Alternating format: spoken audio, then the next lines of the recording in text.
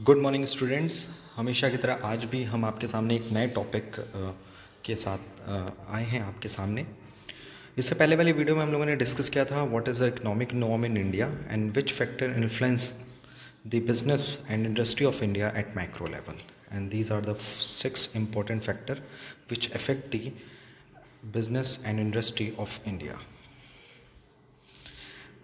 After discussing of this topic, we're discussing the future of Indian economy at the time of independence, यानी independence के time India की economy के कौन कौन से फीचर्स है जिसको हम लोगों ने स्टडी करने के बाद ये जाना कि भारत की ज़्यादातर जो जनसंख्या है, पॉपुलेशन है, वो एग्रीकल्चर में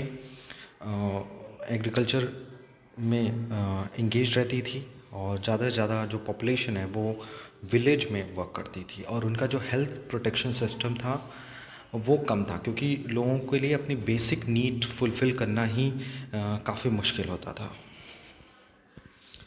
वे अपनी बेसिक नीड को ही फुलफ़िल नहीं कर पाते थे और जिसे हम लोग कहते हैं फूड, शेल्टर एंड क्लॉथ, तो वो अपने हेल्थ पे उतना ध्यान नहीं दे पाते थे। उसके बाद हम लोगों ने डिस्कस किया था कि गवर्नमेंट ने अपनी इकनॉमी को सुधारने के लिए कौन कौन से स्टेप्स उठाए और वो स्टेप्स काफ़ी सीमा तक कह सकते हैं कि वो सारी कमियों को दूर करने में सही साबित हुआ। लेकिन जब न्यू इकोनॉमिक पॉलिसी आई तो उससे हमारे देश के इंडस्ट्रियल एंड बिजनेस सेक्टर में काफ़ी चेंजेस आया, क्योंकि इसका ज़्यादातर पॉजिटिव इम्पैक्ट देखने को मिलता है हमारे देश में। कुछ नेगेटिव इम्पैक्ट भी होते हैं क्योंकि जब हम कोई सिस्टम को चेंज करते हैं तो उसका पॉजिटिव इम्पैक्ट भी पड़ता है, नेगेटिव इम्पैक्ट भी पड़ता है। बट जो न्यू इकोनॉमिक पॉलिसी 1991 आई वो इंडिया के लिए एक इम्पॉर्टेंट स्टेप बन के आया इंडिया के लिए। और आज हम लोग यही डिस्कस करेंगे कि economic policy 1991 new economic policy जब इंडिया में इम्प्लीमेंट हुई तो उसके पहले और बाद में क्या फ़र्क देखने को मिला है। So now we will move to the today's topic. This is the economic policy before and after 1991. Before 1991, in accordance with the objective of planning, the government emphasis an inward-looking trade policy, where the public sector was given the responsibility of development, and the government imposed several restriction, regulation, and control on the private sector enterprises. जी कि 1991 के पहले क्या था कि India की जो government policy थी वो सिर्फ और सिर्फ अपने ट्रेड को लेकर थी। इंटरनल ट्रेड पे उनका ज़्यादा ध्यान था और एक्सटर्नल ट्रेड पे वो ज़्यादा निर्भर नहीं रहते थे। और ये भी देखा जाता था कि 1991 के पहले जो जो हमारे देश की इकोनॉमिक कंडीशन थी, इकोनॉमिक पॉलिसी थी, वो ज़्यादातर गवर्नमेंट सेक्टर को ध्यान में रख के बनाई जाती थी और ज़्यादातर रिस्पॉन्सिबिलिटी जो थी वो गवर्नमेंट सेक्टर पे ज़्यादा थी। जो पब्लिक सेक्टर्स थे वो ज़्यादा, उनको काम करने के लिए ज़्यादा फ्रीडम मिली हुई थी और जो प्राइवेट सेक्टर्स थे उनको काम करने के लिए काफ़ी रिस्ट्रिक्शन लगी थी, जिससे पब्लिक सेक्टर पे ज़्यादा बर्डन आ गया था। और आपको तो वैसे ही पता है कि सरकारी जो काम होते हैं, जो गवर्नमेंट सेक्टर पे इतना ऑलरेडी बर्डन होता है देश का कि वो अपने काम को उतने ढंग से इम्प्लीमेंट नहीं कर पाते हैं, उतने अच्छे ढंग से फुलफ़िल नहीं कर पाते हैं। There was 1991 the economic faced a serious economic crisis in the form of the following problem. तो 1991 में इंडिया के सामने एक बहुत बड़ी प्रॉब्लम आ गई क्योंकि ज़्यादातर जो विकास था वो सरकारों के पास ज़्यादा था विकास का काम। तो जब हम पूरे देश को लेके चल रहे हैं और सिर्फ पार्टिसिपेशन सिर्फ सरकार के कंधों पे रखा जाए कि सिर्फ देश का विकास सिर्फ सरकार ही कर सकती है, पब्लिक सेक्टर ही कर सकता है, तो ये कहना अनुचित नहीं होगा कि ये सिर्फ और सिर्फ एक मार्गी विकास हो रहा था। क्योंकि देश का विकास तब तक संभव नहीं है जब पब्लिक सेक्टर के साथ साथ प्राइवेट सेक्टर भी देश के विकास में अपना योगदान ना दे। तो 1991 में इंडिया के सामने 3 सबसे मेजर प्रॉब्लम आई। सबसे पहला आया हाई गवर्नमेंट डेफिसिट, यानी गवर्नमेंट के पास ज़्यादा से ज़्यादा घाटा होने लगा। सोलिंग इन्फ्लेशन एक ऐसा कॉन्सेप्ट है, एक ऐसा टर्म है जिसको हम ये समझ सकते हैं कि इन्फ्लेशन रेट हर साल तो बढ़ता है, यानी purchasing power of the money will be decline, but 1991 में इंडिया की जो purchasing power of the money थी वो बहुत तेज़ी से डिक्लाइन होने लगी, यानी इन्फ्लेशन बहुत तेज़ी से बढ़ने लगा। सीरियस फॉरेन एक्सचेंज क्राइसिस, जो इंटरनेशनल ट्रेड में जो आप पढ़ते हैं foreign exchange, import and export का कॉन्सेप्ट, तो इंडिया के पास इंपोर्ट ज़्यादा किया जाने लगा और एक्सपोर्ट कम होने लगा, जिससे फॉरेन एक्सचेंज की क्राइसिस होने लगी। इंडिया का जो बैलेंस ऑफ ट्रेड था वो काफ़ी ज़्यादा नेगेटिव होने लगा and this led to the change in economic policy. और यहीं से जन्म हुआ कि हमारे इकोनॉमिक पॉलिसी में चेंजेस आना चाहिए। 1991 की जो प्रॉब्लम देखने को मिली वो इस बात को डिसाइड किया कि नहीं, अब बहुत हो चुका है, अब हमें अपनी इकोनॉमिक पॉलिसी में परिवर्तन लाने के लिए बहुत अति आवश्यकता हो गई है। सो 1991 में न्यू इकोनॉमिक पॉलिसी इम्प्लीमेंट हुई और उसको 3 कैटेगराइज में बांटा गया। First is liberalisation, number 2 privatisation and number 3 is globalisation. और इस कॉन्सेप्ट को हम एलपीजी 1991 पे भी कहते हैं, LPG policy. Liberalisation, privatisation and globalisation. Liberalisation को हिंदी में कहते हैं उदारीकरण, प्राइवेटाइजेशन को कहते हैं निजीकरण और ग्लोबलाइजेशन को कहा जाता है वैश्वीकरण। सो हम इन तीनों टर्म्स को इंडिविजुअली डिस्कस करेंगे कि what is the meaning of liberalisation, privatisation and globalisation. So हम लोगों ने यहाँ तक समझ लिया कि न्यू इकोनॉमिक पॉलिसी क्यों आई, क्योंकि न्यू इकोनॉमिक पॉलिसी जो थी 1991 में इंडिया के पास 3 सबसे बड़ी गंभीर समस्या आ गई। वो the 3 important problems face by the Indian government: high government deficit, soling inflation and serious foreign exchange crisis. And thereafter, Indian government implemented a new economic policy in 1991, which categorized in three categories: liberalization, privatization, and globalization. Number one, first of all LPG concept को discuss करने से पहले हम इस policy के कुछ features को discuss कर लेते हैं। The broad feature of this policy were: number 1, government reduce the number of industry under compulsory licence to 6। यानी गवर्नमेंट के सामने बहुत सारी ऐसी इंडस्ट्रीज थी जिनको काम करने के लिए लाइसेंस की ज़रूरत होती थी, बट इंडियन गवर्नमेंट ने इन इंडस्ट्रीज़ की संख्या घटाकर 6 कर दी। यानी 6 इंपॉर्टेंट मेजर इंडस्ट्रीज़ होंगी जिनको लाइसेंस लेने की ज़रूरत होगी। बाकी इसके अलावा अगर कोई इंडस्ट्री प्राइवेट कंपनी भी अगर इंगेज करना चाहती है, ओपन करना चाहती है, रन कराना चाहती है, तो वो बिना लाइसेंस के भी इंडस्ट्री को रन करा सकती है। Number 2, D reservation of the large number of industry under the public sector. और आपको ये भी पहले पता होगा कि 1991 के पहले पब्लिक सेक्टर के पास कुछ इंडस्ट्रीज रिजर्व थी कि ये काम सिर्फ और सिर्फ पब्लिक सेक्टर की कंपनियां ही करेंगी, प्राइवेट सेक्टर की कंपनियां ये काम नहीं कर सकती। तो उस पर जो रिजर्वेशन का कोरम था वो उसको हटा दिया गया। यानी बहुत सारी ऐसी इंडस्ट्री थी जिसे पब्लिक कंपनी ने फ्री कर दिया कि अगर प्राइवेट कंपनी भी चाहे तो वो इस काम को कर सकती है। Number 3, disinvestment of many public sector in enterprises. Disinvestment एक ऐसा कॉन्सेप्ट है जिसमें पब्लिक कंपनी क्या होती है, अपना पैसा जो इन्वेस्ट किया उसको निकालती है और उस पैसे को कहीं और लगाती है। Number 4, increase in the share of foreign equity participation in FDI up to 100%। And 1991 पे एफडीआई, फॉरेन डायरेक्ट इन्वेस्टमेंट का कॉन्सेप्ट आया कि अगर कोई फॉरेन कंपनी चाहे तो वो इंडियन की कंपनी में 100% तक का योगदान दे सकती है। Number 5, automatic permission granted for technology agreement with foreign companies. और फॉरेन कंपनीज को भी टेक्नोलॉजी एग्रीमेंट के साथ परमिशन मिल गई। FIBP was set up to promote foreign investment in India. और एक स्पेशली बोर्ड बनाया गया, foreign investment promotion board. Foreign investment promotion board बनाया गया जो इस बात को प्रमोट करे कि इंडिया में ज़्यादा से ज़्यादा फॉरेन इन्वेस्टमेंट हो। तो ये 6 बेसिक फीचर हैं एलपीजी कॉन्सेप्ट के। आई होप ये 6 के 6 फीचर आपको समझ में आए होंगे। Now we will move the LPG concept. What is liberalisation, privatisation and globalisation. The first one is liberalisation. नाम से ही समझ आया, लिबरल यानी किसी चीज़ में उदार होना, यानी जो रिस्ट्रिक्शंस हैं, जो सीमाएं हैं, जो रूल्स एंड रेगुलेशन है उसको ख़त्म करना। What is the meaning of liberalization? Liberalization means freedom of business and industry from the unnecessary control and restriction of the government, particularly licensing quotas. यानी लिबरलाइजेशन के थ्रू गवर्नमेंट ने क्या किया, business and industry को, कोई specific business and industry को कई unnecessary control and restriction से फ्री कर दिया, जिसमें सबसे इंपॉर्टेंट था लाइसेंस एंड कोटा। यानी लाइसेंस मतलब किसी काम को करने के लिए प्राइवेट कंपनीज को लाइसेंस लेना पड़ता था, अब वो लाइसेंस का जो कंपल्सन था वो हटा दिया गया। और कोटास यानी ये काम सिर्फ और सिर्फ पब्लिक कंपनियां ही करेंगी, इस तरह की रिस्ट्रिक्शन को भी हटा दिया गया।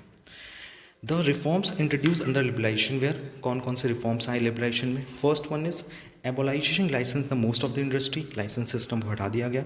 Freedom in deciding the scale of business, यानी स्केल ऑफ बिजनेस मीडियम है, लार्ज है, स्मॉल है, इस तरह का डिसाइड करना भी जो डिसाइड पब्लिक कंपनी करती था वो हटा दिया गया। Freedom in deciding price of goods and service, पहले गुड्स एंड सर्विस का जो दाम था वो गवर्नमेंट सेक्टर ही डिसाइड करती थी, बट लिबरलाइजेशन होने के बाद ये फ्रीडम छोड़ दिया गया कि फर्म यानी group of the industries he decide करेगी कि उस पर्टिकुलर गुड्स एंड सर्विस का क्या प्राइस होगा। Restriction in tax rate and unnecessary control, tax rate में कमी लाएगी। डिसरिजर्वेशन ऑफ पब्लिक सेक्टर एंटरप्राइजेस, यानी पब्लिक सेक्टर एंटरप्राइजेस में कुछ रिजर्वेशन था कि ये काम सिर्फ पब्लिक कंपनी करेगी, वो भी हटा दिया गया। Simplify procedure for import and export, जो इम्पोर्ट एंड एक्सपोर्ट सिर्फ गवर्नमेंट कंपनी इजली कर पाती थी, प्राइवेट कंपनी सोचती थी 10 बार कि हम इंपोर्ट करें एक्सपोर्ट करें कि ना करें। तो उस तरह के अगर हम प्रोसीजर को सिंप्लीफाई कर देंगे तो गवर्नमेंट कंपनी के साथ साथ प्राइवेट कंपनीज भी इस काम को करने में पार्टिसिपेशन देगी। यानी अगर हम कहें कि एक इंसान 2 पैरों पे चलता है, वैसे हमारे देश की जो इंडस्ट्री है वो 2 पैरों पे चलती है, एक पब्लिक सेक्टर एक प्राइवेट सेक्टर है। अगर हम एक पैर को डैमेज करके रखे रहे हैं, 1991 के पहले यही था कि देश की जो अर्थव्यवस्था थी वो एक पैरों पे चल रही थी, लेकिन 1991 के इस कॉन्सेप्ट के बाद, एलपीजी पॉलिसी के बाद गवर्नमेंट ने काफ़ी हद तक अपने दूसरे पैर को रिपेयर किया, ताकि गवर्नमेंट की जो हमारे देश की इंडस्ट्री है वो दोनों पैरों पे आराम से चल सके। तो इस तरह से आप टोटल 8 पॉइंट्स आप देख रहे होंगे, जिसमें 8 पॉइंट भी एक इंपॉर्टेंट है, removal of restriction on the movement of goods and services. कुछ गुड्स एंड सर्विस ऐसे थी जिनका इंपोर्ट एंड एक्सपोर्ट करने पर रिस्ट्रिक्शन था, तो गवर्नमेंट ने उस तरह के गुड्स एंड सर्विसेज पे रिस्ट्रिक्शन भी हटा दी गई जो नेसेसरी थे, जिनके मूवमेंट पे देश को कोई दिक्कत नहीं आ सकती थी, उनको कम कर दिया गया। तो यहाँ पर उन्होंने एक दरवाज़ा खोला, कह सकते हैं एक डोर ओपन किया और इनवाइट किया प्राइवेट कंपनी को कि आइए आप भी बिजनेस कर सकते हैं, आप भी हमारे साथ कंधे से कंधा मिला के देश की अर्थव्यवस्था के विकास के लिए अपना योगदान दे सकते हैं। उसके बाद दूसरा टर्म आता है प्राइवेटाइजेशन। प्राइवेटाइजेशन का मतलब होता है निजीकरण। निजीकरण मतलब पब्लिक सेक्टर के रोल को कुछ इंडस्ट्रीज़ में कम करके वहाँ प्राइवेट कंपनीज़ को बुलाना कि please come and you handle this company and industry, क्योंकि कुछ कंपनीज ऐसी हैं जो पब्लिक कंपनी अच्छे ढंग से ऑपरेट नहीं कर पा रही थी। Privatisation is a process of reducing the role of the public sector in the economic activity of a company. It involves induction of private ownership, private management and control in public sector through disinvestment. Yes, यानी public company सिर्फ पैसा invest करेगी but उसकी ownership यानी control public, लेकिन उसका जो पूरा मैनेजमेंट है वो कौन करेगा? प्राइवेट कंपनीज करेंगे। Disinvestment refers to the process of sale of public sector enterprises to private sector और dilution of government ownership beyond 50% public enterprises. यानी कि पब्लिक कंपनीज में 51% तक का जो इन्वेस्टमेंट होगा वो पब्लिक कंपनी का होगा और बाकी 49% का इन्वेस्टमेंट जो है वो प्राइवेट कंपनीज का होगा। यानी वो कंपनी की ओनरशिप जो है वो पब्लिक कंपनी के पास ही रहेगी, लेकिन मैनेजमेंट में पार्टिसिपेशन भी किसका रहेगा? यानी कि पब्लिक कंपनी को कम से कम इन्वेस्ट करना पड़ेगा, प्राइवेट कंपनी को 49% इन्वेस्ट करना पड़ेगा। ओरिजिनली ज़्यादातर डिसीजन लेने का अधिकार किसके पास रहेगा? पब्लिक कंपनी के पास, लेकिन मैनेजमेंट एंड कंट्रोल की भूमिका जो है, मैनेजमेंट का काम जो है उसने सौंप दिया प्राइवेट कंपनीज को। The government further decided to refer the loss making and sick enterprise to the board of industrial and financial reconstruction. और इस प्राइवेटाइजेशन के कॉन्सेप्ट के साथ उन्होंने एक बोर्ड की इस्टेब्लिशमेंट की, BIFR, it is very important, board of industrial and financial reconstruction. इस बोर्ड का ये रोल था कि हमारे देश में कई ऐसी इंडस्ट्रीज थी जिसको हम लोग लॉस या सिक इंडस्ट्रीज भी कहते हैं। इन इंडस्ट्रीज़ का ये काम था कि हमारे देश में जितनी भी loss making and sick industries हैं उनको कौन सपोर्ट करे? उनको प्राइवेट कंपनीज आके सपोर्ट करें।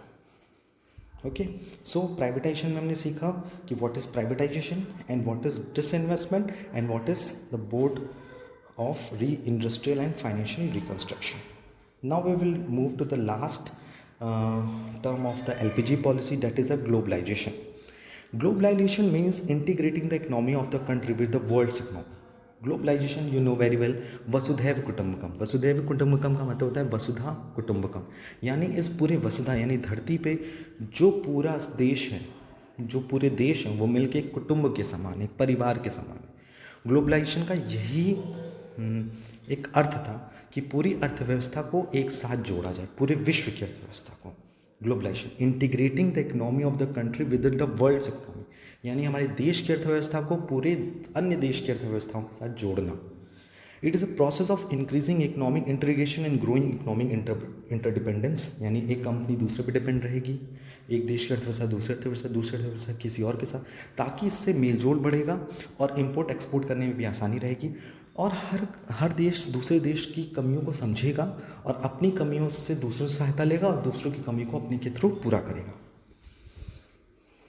The reform introduce under globalisation way, number 1, abolisation of licensing of import, यानी इम्पोर्ट करने के लिए जो कुछ रिस्ट्रिक्शन लगे थे उसको ख़त्म कर दिया गया। Removal of tariff restriction, quantitative restriction, कुछ टैरिफ पे मिलने लगे, कुछ डिडक्शंस मिलने लगी, रिस्ट्रिक्शन पे कुछ कमियां लगी। टैरिफ, जैसे हम लोग टैरिफ कार्ड भराते हैं, you know very well, tariff का मतलब यहाँ पर आप इससे अंदाज़ा लगा सकते हैं कि टैरिफ मीन्स कि जब हमें कहीं 100 रुपये देने हैं, वहीं अगर हमारी वैल्यू घट जाए, वही 40 रुपये हो जाए, तो हमें 60 रुपये कम लग रहे हैं, तो उसे हम लोग टैरिफ कहते हैं। टैरिफ रिस्ट्रिक्शन का मतलब होता है रिस्ट्रिक्शन हटाना नहीं, बट रिस्ट्रिक्शन की वैल्यू में कम कर देना। एंड क्वांटिटेटिव रिस्ट्रिक्शन, और जो क्वांटिटी, जैसे हम 100 kg ही इंपोर्ट कर सकते हैं तो उसको बढ़ा सका, 200 kg इंपोर्ट कर सकते हैं। The share of foreign equity participation was increase, हमारे देश में जो सिर्फ और सिर्फ देश की इक्विटी में ही पार्टिसिपेशन होता था, देश के लोग ही उसमें इक्विटी में यानी ओनरशिप में पार्टिसिपेट कर सकते थे, और फॉरेन के लोग भी हमारे देश में इन्वेस्ट कर पार्टिसिपेशन कर सकते थे। एंड इसमें उन्होंने फॉरेन इन्वेस्टमेंट को इंक्रीज़ करने के लिए, जैसे हमने शुरू में पढ़ा कि फॉरेन इन्वेस्टमेंट को प्रमोट करने के लिए एक बोर्ड बनाया गया, foreign investment promotion board was set up to promote foreign investment in India. तो FIBP की इस्टेब्लिशमेंट हुई। तो BIFR, board of industrial and financial reconstruction, and number 2 FIBP, foreign investment promotion board, किस लिए बनाया? Our next topic is demonetization. You know very well the government of India on 8th November 2016 announced that rupees 500 and rupees 1000 notes will cease to be legal tender effective immediately except for a few specified purposes such as paying utility bills. The move is aimed at controlling black money, fake currency circulation and terror financing, and especially the accumulation of black money generated by income that has not been declared to the authorities. This led to 86% of the money in circulation invalid. The people of India had to deposit the invalid currency in the banks, which came along with the restriction placed on cash withdrawal. In other words, restrictions were placed on the convertibility of domestic money and also bank deposits. So, what is demonetization? It is an act of stripping and decontinuing a currency unit of its status as legal. It usually occurs when there is a change in currency by the government. During the implementation of this policy, the currency that has lost its legal status is deposited with the banks and replaced with currency that is still valid. Yes, demonetization का मतलब वो ये होता है कि जब कोई government को अपनी करेंसी को चेंज करना होता है या वो करेंसी को सर्कुलेशन से बाहर करना पड़ता है, तो उस करेंसी के पीछे गवर्नमेंट क्या करती है? लीगल टेंडर हटा देती है। गवर्नमेंट अपना सर्टिफिकेशन हटा देती है, और इस डिमोनेटाइजेशन के बाद जिस करेंसी को गवर्नमेंट इनवैलिड करती है, उसे या तो बैंक के साथ जमा करना पड़ता है या उसे जो करेंसी अभी भी देश में वैलिड है उसके साथ रिप्लेस करना पड़ता है। इंडिया ने पहली बार 2016 में डिमोनेटाइजेशन नहीं किया था। इससे पहले भी India has carried out demonetization exercise twice before in 1946 and 1978 also. Yes, you know very well कि इंडिया ने पहली बार डिमोनेटाइजेशन 2016 में नहीं किया था, इससे पहले 1946 एंड 1978 में भी डिमोनेटाइजेशन हो चुका है। टुडेज हमारा ये टॉपिक है व्हाट इज़ द डिमोनेटाइजेशन, और after discussing the demonetisation we will move to the next topic is demonetization in India. India faced its first demonetization in 1946 and second one in 1978. On both the occasion, the reason was to be combat black money, and that went circulating wide and large. On 8 November 2016, India witnessed its third phase of demonetization, wherein Prime Minister Narendra Modi banned 500 and 1000 currency notes with immediate effect. With banning of 500 and 1000 notes, the country moved one step towards digitalization. In the age where almost every person uses a mobile phone, the concept of online wallets come out to be very successful. Online wallet refers to an electronic device that allows an individual to make electronic transaction. The announcement of the demonetization of the currency has caused huge inconvenience to the people. Yes, आपको भी कई असुविधाओं का सामना करना पड़ा था, देश को भी कई सारी असुविधाओं का सामना करना पड़ा था, लेकिन डीमोनेटाइजेशन से सबसे बड़ा इम्पैक्ट था कि जो टेरर फंडिंग थी और ब्लैक मनी थी, जिसे जो इंडियन सिटीज़न थे वो डिस्क्लोज़ नहीं करते थे इनकम टैक्स भरने के कारण, सो उसको रोकने के लिए गवर्नमेंट ऑफ इंडिया ने 500 एंड 1000 के जो बड़े करेंसी के नोट्स से उसे डीमोनेटाइज कर दिया था, चलन से बाहर कर दिया था, सर्कुलेशन से बाहर कर दिया था। और 500 1000 नोट्स के जब डीमोनेटाइजेशन हुए तो उसके बाद एक कॉन्सेप्ट आया digitalisation. Digitalisation has broadly impact of the 3 section of the society, the poor who was largely outside the digital economy and less largely outside the digital economy. The less affluent who are becoming part of the digital economy who have been covered under the Jan Dhan accounts and RuPay cards, and the affluent who are fully conversant with digital transaction. और इसके तहत online wallets का भी चलन start हुआ हमारे देश में। What are the effect of digitalisation on India? You know very well कि हर लोग जिसके पास मोबाइल फ़ोन है वो कैशलेस इकनॉमी की ओर बढ़ा और ऑनलाइन ट्रांजैक्शन के लोग मूव हुए। The next topic is what are the objective of demonetisation in India, यानी गवर्नमेंट ऑफ इंडिया ने किस एम से डीमोनेटाइजेशन को लॉन्च किया हमारे देश में। According to the government, the objective beyond the demonetization policy war, it is an attempt to make Indian corruption free. It is done to curb black money, to control accelerating price rise, to stop funds flow to illegal activity, to make people accountable for every rupee they have possess and pay income tax return.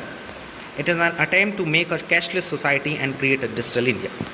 Yes, with the help of demonetization, India ने जो भ्रष्टाचार था उससे मुक्त करने की कोशिश की, भारत को जो ब्लैक मनी थी उसको ख़त्म करने के, उसे पकड़े जाने के लिए बात किया गया, जो हमारे देश में प्राइस इंक्रीज़ हो रहे थे उसको रोकने की कोशिश की, इन्फ्लेशन को रोकने के लिए, इलीगल एक्टिविटीज़ को रोकने के लिए किया गया, चाहे टेरर फंडिंग ना हो पाए, और हर बंदे जितना भी वो उसके पास पैसा है उसके लिए वो अकाउंटेबल हो कि आपके पास ये पैसा कहाँ से आया, ताकि वो इनकम टैक्स भर सकें और हमारे देश में कैशलेस इकनॉमी जनरेट करने की कोशिश की, डिजिटल इंडिया, ताकि लोग ज़्यादा से ज़्यादा कैशलेस ट्रांजैक्शन करें, ऑनलाइन हेल्प से बात करें। But you know very well कि जब भी कोई चेंजेस आते हैं तो उसके इम्पैक्ट पड़ते हैं, कुछ पॉजिटिव इम्पैक्ट पड़ते हैं, कुछ नेगेटिव इम्पैक्ट। तो now we will move to the what are the positive impact and negative impact of demonetisation. So let's discuss about the advantages and disadvantages of demonetization. So first of all, we discuss the advantages of demonetization. The first one is a help in fighting against illegal activities like black money, terrorist funding and smuggling. Whereas the second advantages of demonetization is help in getting fake currency out of circulation. यानी demonetisation की help से basically सबसे पहला फ़ायदा तो ये होता ही है हमारे पास कि हम जो देश में इलीगल एक्टिविटीज़ हो रही हैं, जो गलत एक्टिविटीज़ हो रही हैं, जैसे ब्लैक मनी हो गया, टेररिस्ट को फंडिंग हो गया, स्मगलिंग हो गया, ये हम काफ़ी हद तक रोक सकते हैं। बिकॉज डीमोनेटाइजेशन के बेसिस से जो इस समय हिडन मनी है जिन्होंने लोगों ने छुपा कर रखा है, यानी जिस पे गवर्नमेंट को टैक्स नहीं दिया जा रहा है या जिनका यूज़ किसी भी इलीगल एक्टिविटी को करने किया जा रहा है, उसको हम बाहर लेकर आ सकते हैं और लेके आया गया। You can see that demonetisation becomes a best weapon for the India to reduce the such kind of the bad activities, such kind of the illegal activities like a black money, terrorist funding and smuggling. With the help of demonetization, we can also see that इससे जो fake currency थी वो भी circulation के बाहर हो गई। Encourage digital payment modes to reach the target of a cashless society. जो इंडिया का एक सपना था कि हमारी जो इकनॉमी है वो कैशलेस इकनॉमी बने, जहाँ कैश ट्रांजेक्शन कम से कम हो और हम डिजिटली पेमेंट ज़्यादा करें। डिजिटली पेमेंट का मतलब है with the help of the banks account, with the help of the different online payment system like debit card, credit card से, और भी कई तरह के डिजिटल पेमेंट प्लेटफॉर्म होते हैं like you know very well Bhim, एक यूपीआई ऐप है, उसी तरह से गूगल पे, पेटीएम, अमेज़ॉन पे भी आज की फैसिलिटी देखने को मिल रही है। हेल्प इन कंट्रोलिंग इन्फ्लेशन, कहीं ना कहीं डिमोनेटाइजेशन होने से जो हमारी हिडन मनी है वो बाहर आई, और जिसके कारण हमारे देश में जो इन्फ्लेशन है, महंगाई है, वो कम हुई। Positive impact on GDP of the economy in the long run, और इसका लॉन्ग रन में ये देखने को मिला कि हमारी जो जीडीपी है वो काफ़ी पहले से बेटर हो सकती है in future. Presently current situation में थोड़ा बहुत लॉस ज़रूर हुआ लोगों को, क्योंकि जहाँ उन्होंने पैसा इन्वेस्ट करके रखा हुआ था, कैश इन्वेस्टमेंट करके रखा हुआ था, बेसिकली डीमोनेटाइजेशन के कारण उस पैसे को विड्रॉ करना पड़ा, क्योंकि 500 एंड 1000 के नोट्स जो थे वो लीगल टेंडर नहीं रहे। सो इस बेसिस पे अगर हम देखें तो करेंटली ये हमारे जीडीपी पे काफ़ी इफेक्ट डालेगी, निगेटिव इफेक्ट डालेगी, एडवर्स इफेक्ट डालेगी, बट इन फ्यूचर कहीं ना कहीं हमारे देश पे इस पर काफ़ी पॉजिटिव रिएक्शन आने के चांसेस हैं। If we are talking about the disadvantage of demonetization, so we can say that the first disadvantage is created inconvenience for the public on account of cash cuts. You know very well, काफ़ी inconvenience का हमें सामना करना पड़ा। Created insecurity in foreign investors to invest in Indian economy. जो foreign investor थे उसे India में इन्वेस्ट करने के लिए थोड़ा सा हेजिटेशन होने लगा after the demonetization. Resulted in additional cost for bank due to the ATM recalibration. You know very well, banks के ऊपर काफ़ी भार बढ़ गया डीमोनेटाइजेशन के कारण। क्यों बढ़ गया? यू नो वेरी वेल, क्योंकि बैंक्स को फिर से नए नोट्स प्रिंट करने पड़े और नए नोट्स को एटीएम में फिलअप करना पड़ा, पुराने नोट्स को निकालना पड़ा, डिस्ट्रॉय करना पड़ा, और उससे बैंकों के एडिशनल कॉस्ट आए। Next one is a disrupted trade. हमारा जो ट्रेड था, चाहे वो इंटरनेशनल ट्रेड हो, चाहे वो डोमेस्टिक ट्रेड हो, वो कहीं ना कहीं वे से अफेक्टेड रहा। And created threat in the mind of tourist which affect tourism. ये बहुत इंपॉर्टेंट था, क्योंकि उस टाइम जो लोग घूमने गए थे, और सपोज़ कोई टूरिस्ट अगर 500 एंड 1000 रुपीज़ का नोट लेकर गया होगा, तो उसको यही माइंड में रहा होगा कि मैं घूम लूँ या तो नोट एक्सचेंज करा लूँ। तो ये उसके ड्रॉबैक्स भी देखने को मिले हैं डिमोनेटाइजेशन के। Basically you know very well, कोई भी नया सिस्टम आता है हमारे देश में, या कहीं भी कोई भी नई चीज़ आती है, तो उसका कोई ना कोई पॉजिटिव या कोई ना कोई नेगेटिव इम्पैक्ट पड़ता है। बट हमारा मेनली फोकस ये होना चाहिए कि उससे फ़ायदा ज़्यादा हो, नुकसान कम हो, क्योंकि प्रेजेंटली हम जब सिस्टम चेंज होता है या कोई नई पॉलिसी आती है या नए रूल आता है, तो कहीं ना कहीं हमको लॉस होता है। ओके, कहीं ना कहीं हम कुछ ड्रॉबैक्स या कुछ डिसएडवांटेजेस फेस करते हैं, बट इन फ्यूचर हमें बी पॉजिटिव रहकर इस बात पे ज़्यादा फोकस करना चाहिए कि उससे जो एडवांटेजेस हों वो इतने ज़्यादा हों, इतने नंबर ऑफ क्वांटिटी में इतने ज़्यादा हों, वॉल्यूम्स में ज़्यादा हों, कि जितने भी हमें ड्रॉबैक्स हुए हैं वो सारे ड्रॉबैक्स कम पड़ जाएं और हमें एडवांटेजेस मिले। जिस तरह से यहाँ पे पॉइंट नंबर 5 लिखा है, positive impact on GDP of the economy in the long run, यानी जीडीपी पे पॉजिटिव इम्पैक्ट पड़े लॉन्ग रन में। लॉन्ग रन मतलब प्रेजेंटली हो सकता है उसका कोई नेगेटिव इम्पैक्ट देखने को मिले, बट इन फ्यूचर हो सकता है उससे हमें ज़्यादा से ज़्यादा प्रॉफिट या ज़्यादा से ज़्यादा एडवांटेजेस या जीडीपी पे पॉजिटिव इम्पैक्ट देखने को मिले। बट डीमोनेटाइजेशन के बाद यू नो वेरी वेल, हमारी कंट्री में बहुत तरह की चेंजेस आए, इकोनॉमी चेंजेस, जैसे लाइक जीएसटी इम्प्लीमेंट हुआ, उसका भी प्रेजेंटली इफेक्ट थोड़ा नेगेटिव ही रहा। उसके बाद कोविड-19 की सिचुएशन के कारण पूरे बिजनेस इफेक्टेड हो गए, बिजनेस बंद हो गए, और जो बिज़नेस 3-4 महीने का क्लोजेस सहन करने के लिए तैयार थे वो तो फिर से रन हो गए हैं। Almost you can see that कि इस समय प्रेजेंट सिचुएशन ऐसी है कि कुछ बिज़नेस फिर से स्टैंड हो रहे हैं, बट वो बिजनेसेस जो 4-5 महीने का क्लोजनेस नहीं बर्दाश्त कर पाए, नाउ वो बंद हो गए हैं, लोगों का एम्प्लॉयमेंट ख़त्म हो गया है। Okay, so these are the summary of the advantages and disadvantages of the demonetization. So we can conclude that demonetization has both advantages and disadvantages. Demonetization alone cannot fight parallel economy and eliminate black money. Several other supportive measures are required by the government to change the economy for good. Moreover, it is critical to emphasize that demonetization was a unique event and hence drawing inferences based on theory, armchair analysis, or even short-term data could lead to misleading conclusions. Serious research need to be done extremely carefully and is not reasonably. Long-term data must be considered before reaching any conclusion about the unprecedented policies events such as demonetization. This becomes even more important when there are other related moving parts such as goods and service tax, cleanup of the banking system, real estate sector reform, and other going on at the same time. So at the moment it is better to wait a bit longer till complete analysis of demonetization effect is done to reach the correct conclusion. Okay, so I hope today we cleared all the topics very easily. Apart from this, if you have any kind of suggestion or doubt regarding this video, please ask me in the online classes as well in the WhatsApp group. आज के लिए इतना ही. Thank you. Thanks a lot.